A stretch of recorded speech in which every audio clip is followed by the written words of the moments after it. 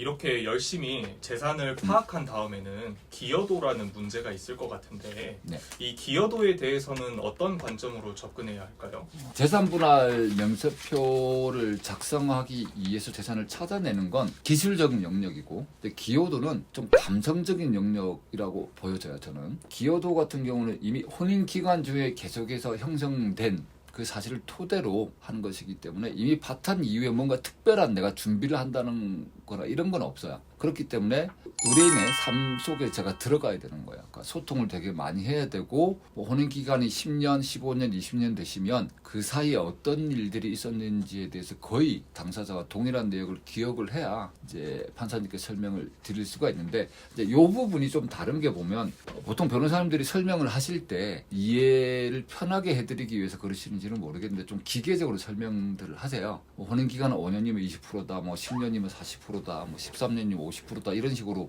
좀 설명을 하시는데, 완전히 틀렸다고 볼 수는 없지만 그렇게만 본다라면 너무 단순화시키는 거죠. 그러니까 저희 그 사건 같은 경우 보면 93대 7로 나온 경우 있고, 어떤 뭐 47대 53 뭐 이렇게 나온 경우들도 있어요. 5대 5, 6대 4 이런 것들이 뭐 평이하게 나오는 거지만 케이스마다 조금 달라지는 게, 의뢰인의 경우가 특수한 경우가 좀 있죠. 그러니까 혼인기간 10년에 자녀가 2명이라고 해서 다 똑같이 나오는 건 아니거든요. 그러니까 자녀들의 특성이 조금 있을 수 있고, 그 자녀들의 특성에 대해서 가사노동으로 전적으로 양육을 하신 분이 뭐 남다른 노력이 있다라면 그 부분을 계속해서 부각을 해야 되는 거고, 그다음에 시부모님 부양과 관련해서도 특별한 케이스들이 좀 있으니까 이제 그 부분들을 좀 더 부각을 해야 되는데, 그러려면 단순히 한두 번 상담을 하고 의뢰인들로부터 진술서를 서면으로 받아가지고는 이해하기가 힘들죠. 좀 소통을 많이 하고 그렇게 하긴 해야 돼요. 그래서 대표님이 사건이 진행되실수록 더 바쁘신 거군요.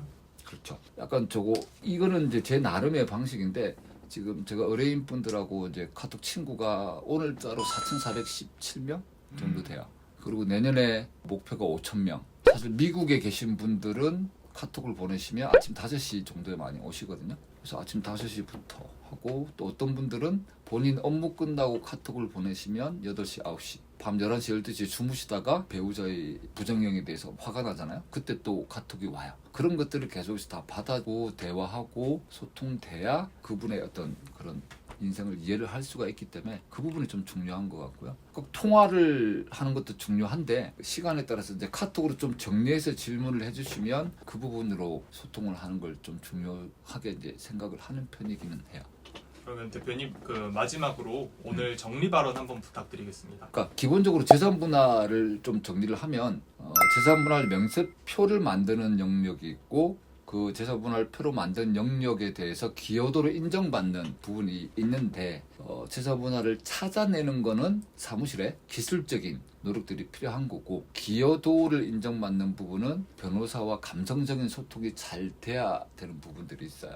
이 영상 보시는 분들이 변호사를 선임을 해야 되는 상황이 오신다라면 좀 여러분을 만나보시고, 기술적인 부분은 차이가 나는 경우도 있지만 그거보다는 좀 소통이 잘 되셔야 돼요. 언제든지라고 해서 뭐 시도 때도 없이는 아니겠지만, 내가 연락을 했을 때 적어도 그 답이 올 수 있는, 그리고 언제든 좀 편하게 말을 걸 수 있는 그런 변호사님을 선임하시는 게 가장 중요할 거라고 생각이 들고, 사실 재산분할은 오늘은 이제 정말로 기본적인 절차만 말씀을 드린 거고, 여기서부터 시작하면 구체적으로 뭐 채무를 나눠야 되는 문제든지, 뭐 각서를 썼을 때 효력이 있느냐의 문제부터 해서 앞으로는 좀 더 구체적인 부분까지 말씀을 드릴게요.